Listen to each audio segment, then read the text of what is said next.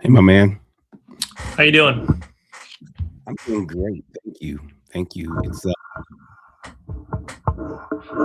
It's an interesting season. Like you said, like we talked about the other way, fights on every side, wins and Yep. fights, right? Yep. Maybe that's what maybe that's they get the idea where you win some and you lose some. Yeah, it makes I haven't sense. I don't feel like I've lost some, but I feel like man, there's some that the enemy is coming out slugging a little bit differently in this season. I agree. The fights, the enemy, there's some assignments that you do, like launching a new business or, launching what you're doing. I think when sometimes you're addressing things um, that are effectively going to break a generational curse. So it becomes a little bit more dangerous to the devil to let you actually have victory easily there, Mhm. because you're not cursed necessarily to prevent you, but you're actually breaking off something that he finds very dangerous for your legacy, for him to keep and to allow. And so it's like when Jesus came, doing the Father's business, the Pharisees were easily putting down other things, people that were they considered to be heretics, people that they were considering to be, they had several people that rose up and said they are the Christ. There are a lot of people that said that we're going to take over and we're going to have these um, we're going to actually set in a rulership of our own, the dictatorship. And then the Pharisees, you see some of these little conversations where they say, yeah, you know what, listen, if this is this is like this one that rose up and this one like this one. When it came to Jesus, he was establishing a new arm to the Judaism lifestyle, a new arm to the way we connect with God. Not new things, but just a new arm, new extending it, fulfilling is what the Bible says. He came to Mhm. fulfill it. So he was topping it off. And it was such a, I mean, it's like the things that Jesus had to walk through. We look at Jesus being very powerful, but he had to walk through a lot of stuff. I mean, I was looking at reading the other day when um he was just talking, hey, my father and I, we about this, and they were like, what? And we're gonna stone you. We're gonna get there immediately. What he says was even just immediately going after to stone him. And then performs a miracle with Lazarus. And then they're like, we're gonna kill you because you're performing miracles. And then they decided they're gonna kill Lazarus because he was a byproduct of their miracle. So Mhm. anything that just is pushing the boundaries of limitations, pushing the boundaries of where you have been family wise.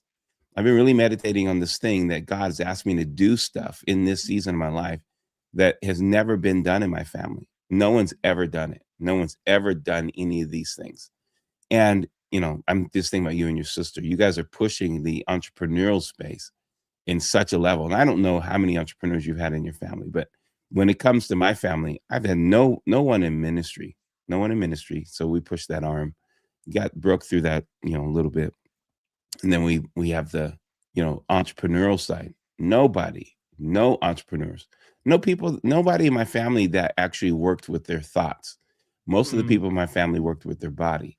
No one worked with their no one was actually establishing thought leadership as or any form of education, leadership development, training, becoming some that was not actually a part of my heritage. I didn't grow up with people going, let me sit down and tell you something.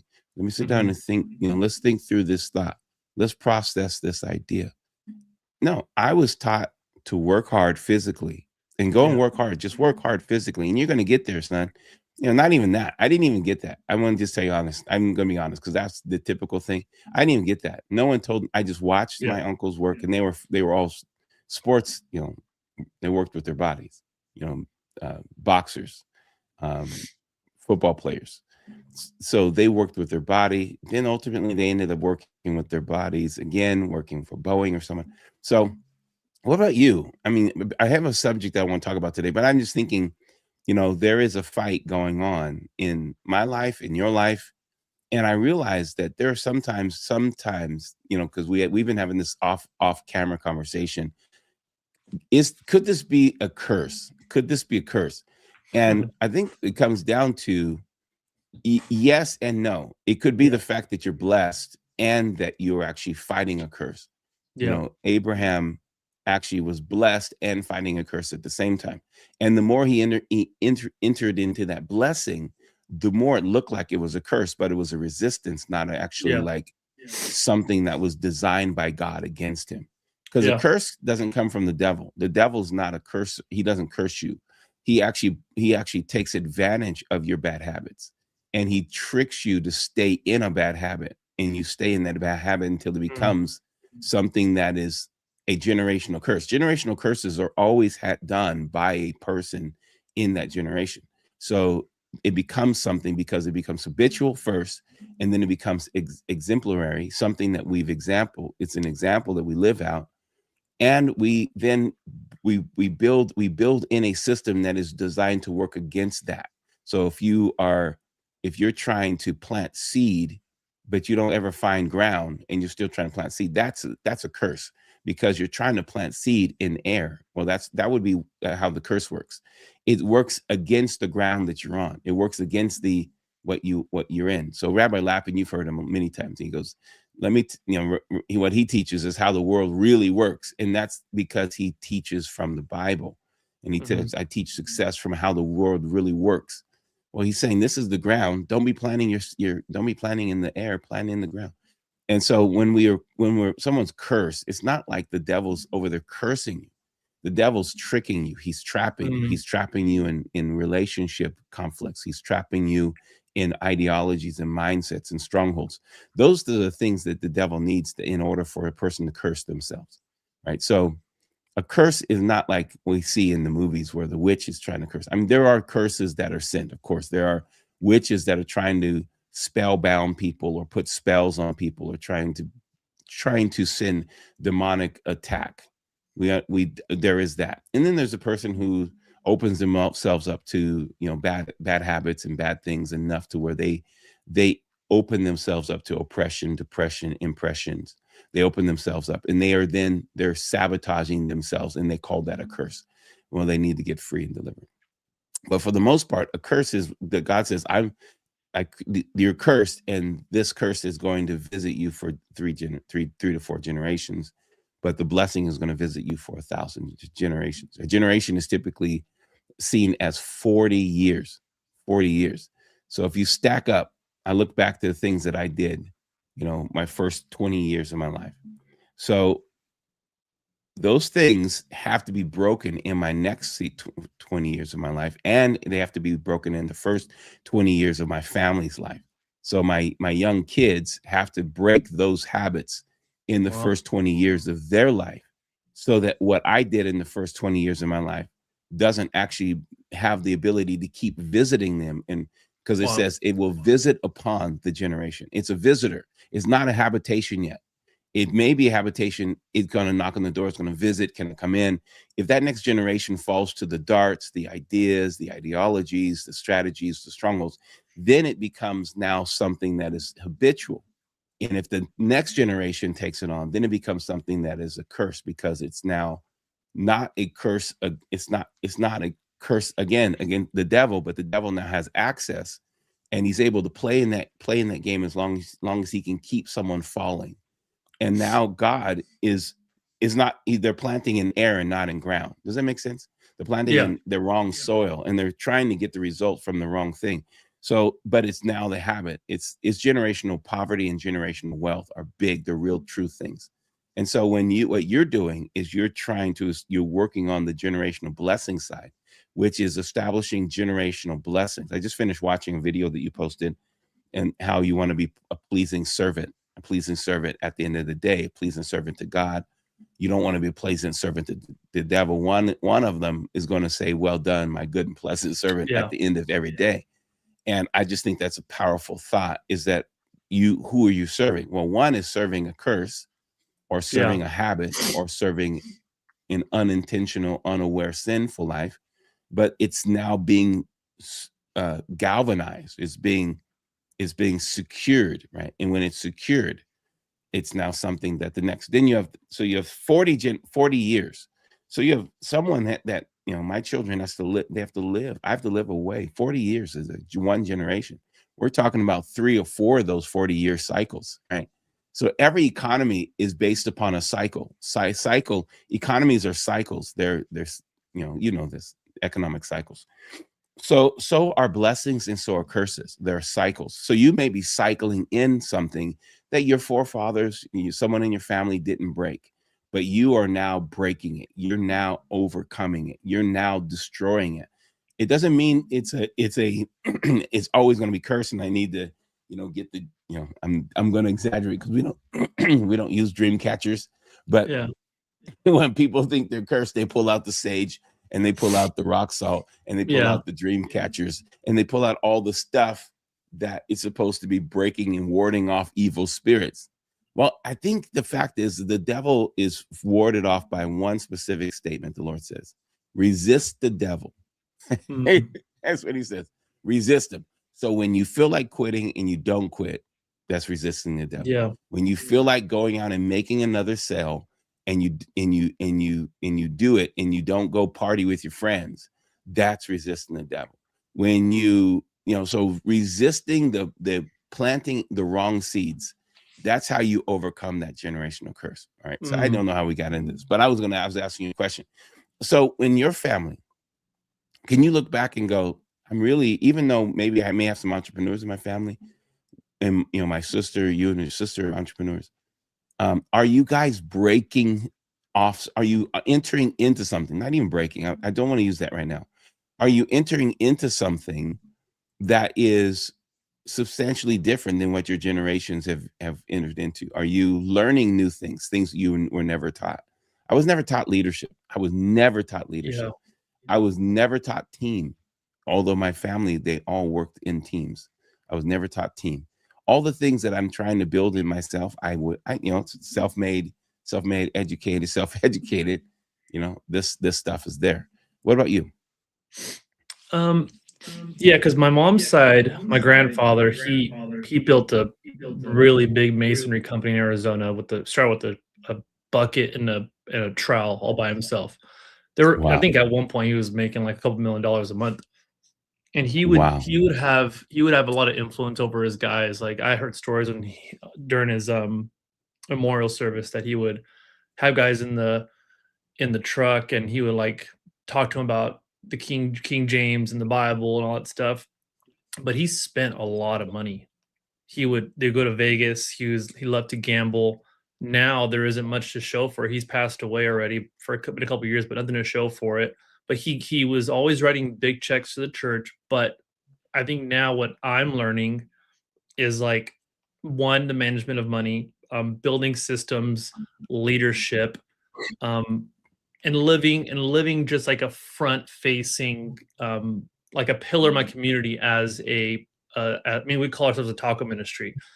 And Yeah. on my dad's side, my dad it was in a business and he got screwed over by a business partner. They were doing like custom doors. And that was the only time I think it just kind of scared him to go back into it. And he was messed up his credit. He took all of the load of that, but he was always very forgiving, kept helping the guy out. So I think both sides of my family have entrepreneurship stuff, but we are breaking through some different things on each side of the family. So my sister and I have the mind of an entrepreneur of like business, but we're doing it in a different way, if that makes sense. Yeah. Yeah, it makes sense because you're establishing both the generational blessing side that you were able to launch, your family has launched and been successful in business, as well as breaking off the bad habits, right? The Yeah. bad things, and establishing new habits, and that's keeping that in.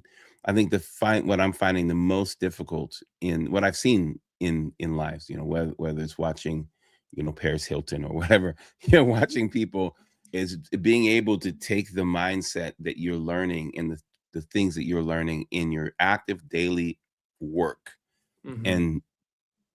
and disseminating that to the next ones that are supposed to be working and breaking generational, where they're not just like living, whether you actually are going, okay, these are the things, these are the habits that are necessary, these are the things that are necessary. I see this output that is necessary, because I think part of the thing is what I did learn, even though I didn't grow up in a family, I saw the output of an Olympian.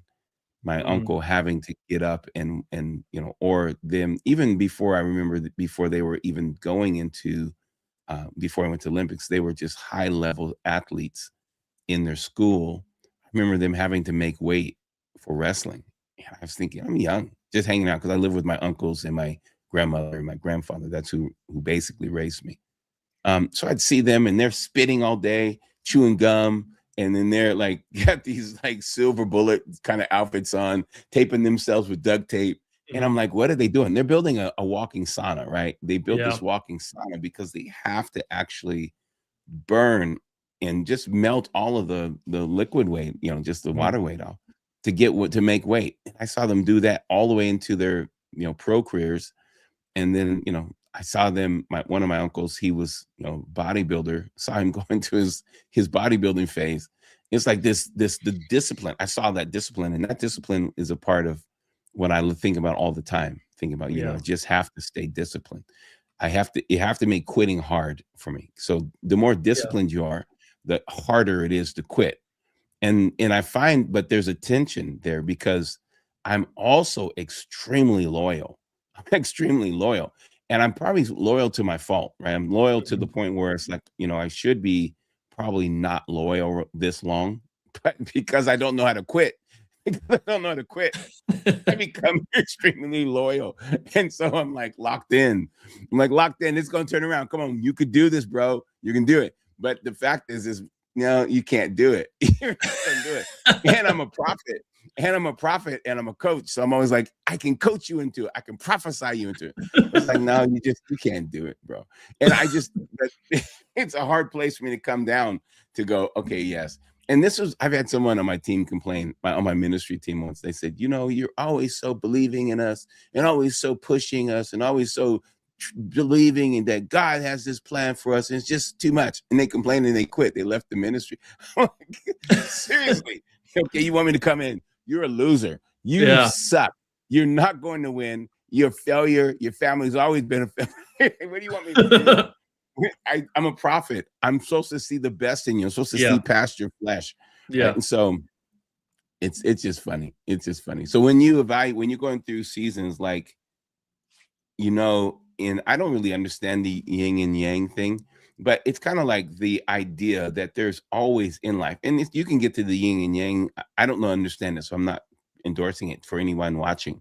But it just, just looking at the little half, half side of this circle and half side of this circle, you get both coming. In the Bible says it this way: it rains, and it rains in on the just and the unjust.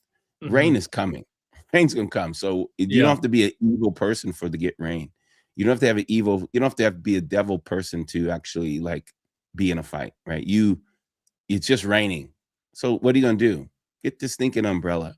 Get the Mhm. umbrella and do what you're gonna do. Of course, in the Northwest, you don't see anybody with umbrellas because then they know you're from California. Yep. All right. So today that wasn't my topic, my conversation. I just was thinking because we've been having these Yeah. off camera conversations, and I just thought, well, we just dig into a little bit here. Any thoughts you want to say or ask within that framework? No, I think you're, I mean, pretty straightforward of what you're saying. I mean, it makes perfect Yeah. one thing you said that really caught me was, like, different seasons and different kinds of pressures of what you're doing. When I was in the media business, I didn't feel what I would consider, like, attacks the way I feel now. Maybe because the Yeah. people I was working with didn't have a kingdom mindset, so I was like I was just working, except for the fact that I'd Yeah. film for, like, yourself or, like, other believers. It was there was no threat. I wasn't, like, going after people's minds. I was just providing a service for them. But Yeah. now I'm positioning myself as a pillar in the community. I got people under me that are going through a lot of stuff, and Yeah. I think there's a very, very direct threat of people within my care that, if I get what I want and get what I'm planning to do happens, it's gonna be a very, very big threat to this community and what the enemy does not want to happen. So, I Right. guess I chose I chose the right Just business to get into, just the right? right It's thing. like Yeah, yeah. And the thing is, it's to be a leader is different. I mean, sis, I realized something Yeah, that I have to start working with on my team is that there's leaders are builders, right? Leaders are yeah, designed. Leaders don't just go in front. Leaders build. They build the route that's other people are supposed to travel. yeah, They build the roads. They build. And so um leaders have this, and you're now in this position where you're not just functioning as someone who's running an entrepreneurial position, but you are actually leading people. You're yeah, leading people who, I mean, honestly, some of the statistics that have come out in the last, couple of years, someone said to me, I was talking to an entrepreneur. They said, what's going on with this? Well, first of all, coming out of 2020, the level of a person's emotional health is like so important because um, people are pretty much living as if they've gone through something like a war. So mm, there's PTSD in people, right? They wow, may not have like the full blown PTSD, but people have PTSD responses to responsibility, to wow, accountability.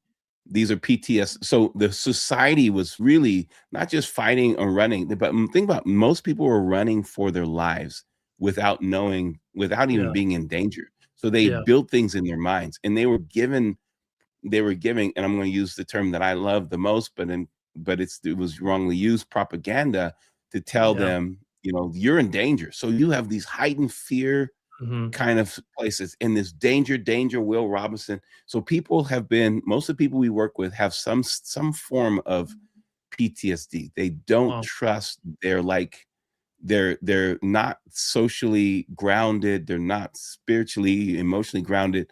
They're kind of just finding their way in life. We have a lot of that still going on with people going, is Trump going to kill us? Or, is in the left and the right. The left and the right has kept this PTSD going in people. So yeah, we have to work with people that have yeah, and I don't know the level of PTSD, but you're working with them. They're not the way that they used to be in 2019. They're just mhm, not the same. And then they grew up with, like, everyone's like engaged so much by things that they can't manage or handle. So you get reels constantly all day. You don't even know how to manage your emotions. So yeah, what we have to do is we have to teach people life skills as leaders, yeah, as people are mhm, running organizations and running businesses, because people don't have the life skills. And I was thinking today, I'm gonna even have to go back to teach people things that they would normally get from a father. yeah, 100%. They would normally get in a household. That I Yeah, have to go back and teach people. They go, okay, this is not normal. This is actually a very strange yep, activity. yeah, And I know it's strange. It's probably not strange amongst as much of how everything else is strange, but when you become a leader and a yeah, builder, this is strange. And so very, yeah, helping people helping people like decompress from a pseudo kind of PTSD they don't even know that they have. And then there's some yeah, people that are overusing it. I have PTSD, right? But they're overusing it. They stubbed their toe when they were 2 and they still have PTSD, right? I know there's an overuse, but there is kind of like this yeah, kind of line amongst this, that people respond differently to things that they should respond and how they should respond. So yeah, my there is wife this place says we have to teach leadership. Yeah.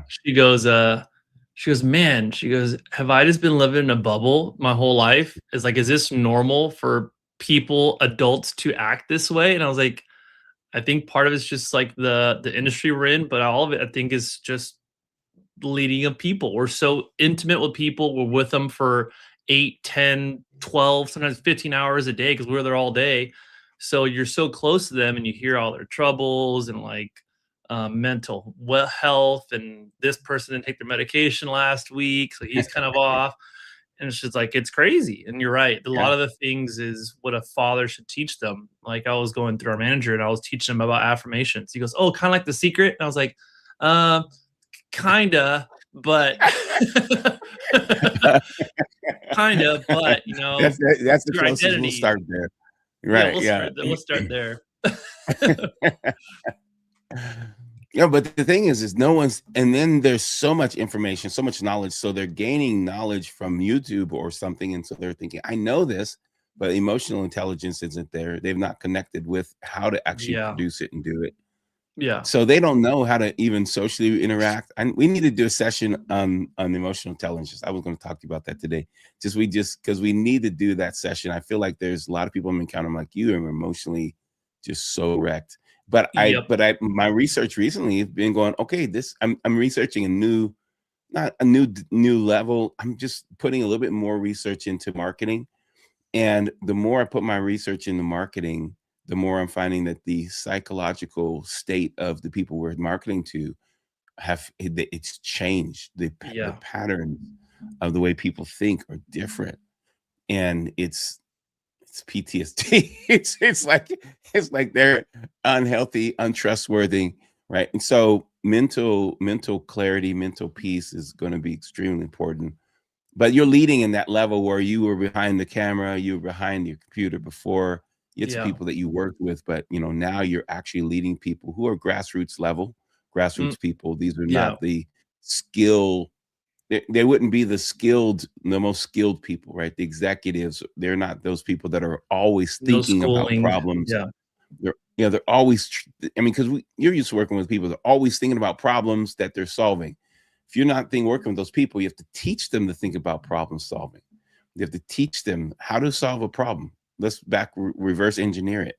Yeah. That's those are practical things that you as a builder you come to that. All right, this has nothing to do with what we were going to talk about today. I was going to talk about 3 things you should know and understand about God. And I think I need a little bit more time to dig into that. I feel like I had a good time talking. I had a good time just talking about this because I feel like society needs to be digested. Sometimes we need to go, listen, are we crazy? or and then Yeah. know that there is a propaganda machine that's out there that's trying to keep people in a state where they are easily manipulated. And I'm a propaganda person. I believe in propaganda. I believe that it's the will of God. It's something that I Oh, teach.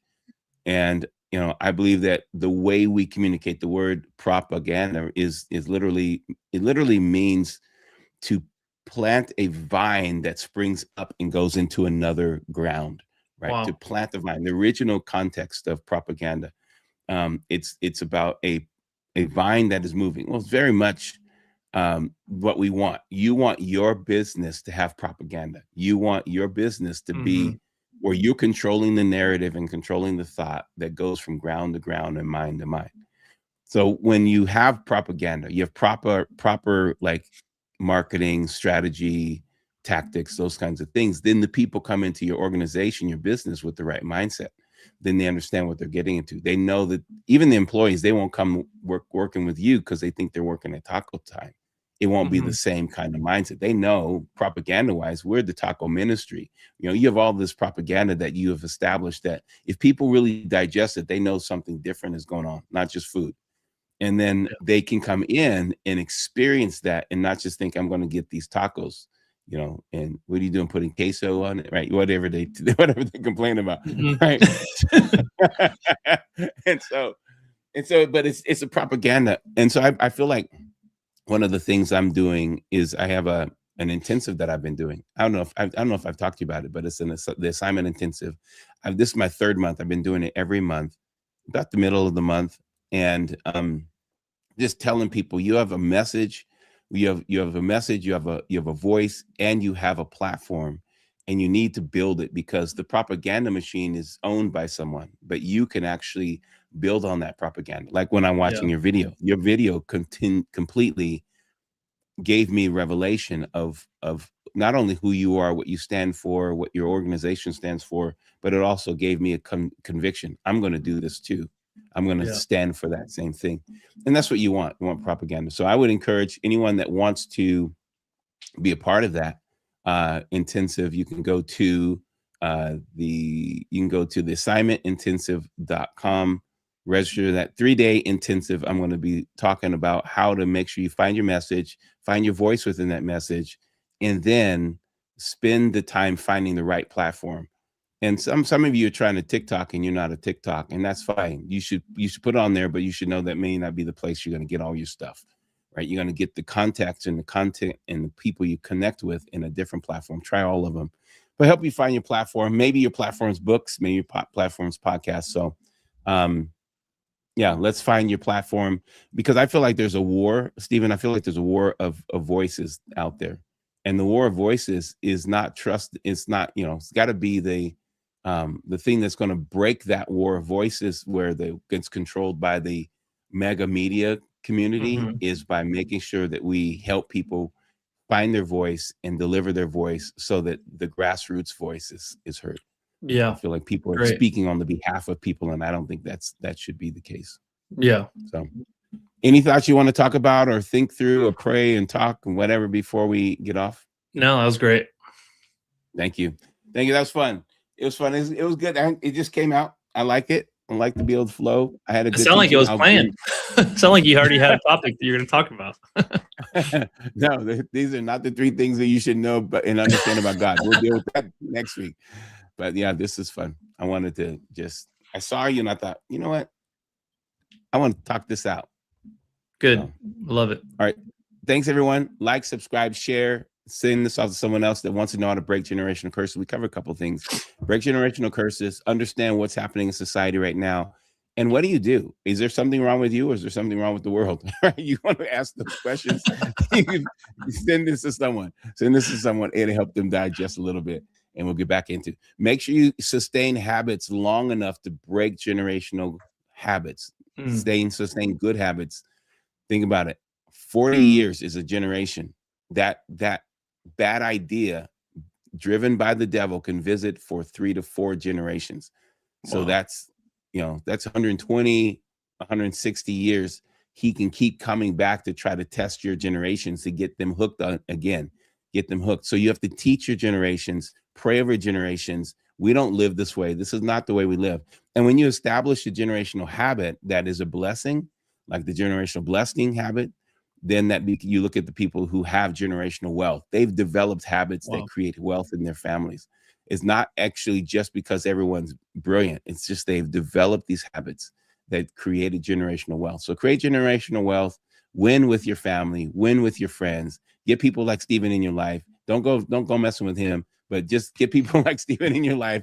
Follow him on his Instagram, his social media, and you'll be blessed by it. And go, if you're in Coeur d'Alene, go and eat at the Taco Ministry Couture.